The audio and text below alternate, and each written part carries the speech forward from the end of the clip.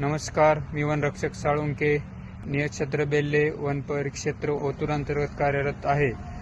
सिमुसॉफ्ट technology Pune यांनी विकसित केलेल्या AI कॅमेरा सिस्टीम यामुळे आम्हाला वन्य प्राण्यांच्या हालचालींवर लक्ष ठेवण्यास खूप मदत होत आहे.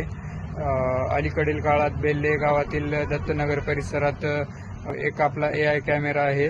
त्या परिसरामध्ये बिबट चावावर खूप मोठ्या प्रमाणात आहे असं आम्हाला त्या कॅमेऱ्याद्वारे आढळून आले.